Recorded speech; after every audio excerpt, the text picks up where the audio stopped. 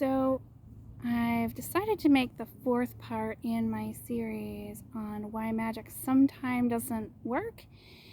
And this part is going to be controversial with chaos magicians, and that is sometimes the reason magic doesn't work is because you're using the wrong symbolism. Now, unlike some of these other reasons why magic doesn't work, often when the symbolism doesn't work, it's actually doing the opposite or backfiring or like having some effects, just not the kind of effects that you want. See, every ritual is kind of broken down into its component pieces and the effects that it has on the unconscious mind and on the world around you, which is also you, but the greater version of you. So when we talk about this getting symbolism wrong part, people think sometimes that they need to, when they get a spell or they get a grimoire, that they need to follow everything exactly to the letter and find, like, I don't know, just crazy ingredients that nobody even knows what that is, like bat's blood or something.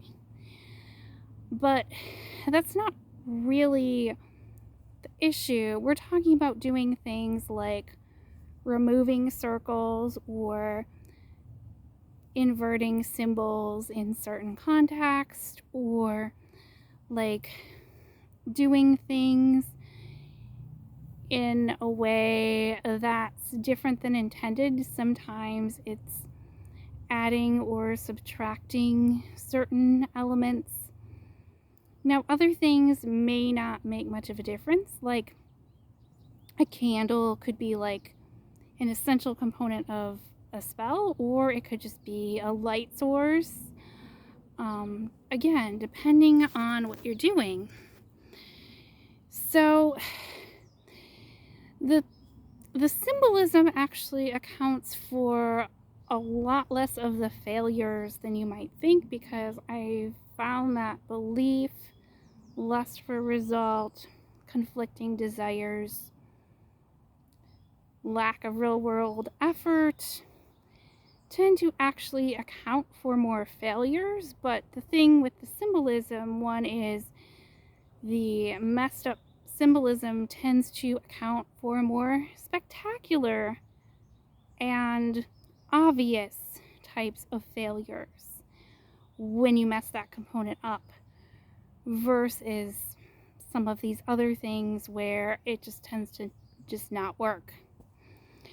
So this is kind of why I swore off doing chaos magic for a while.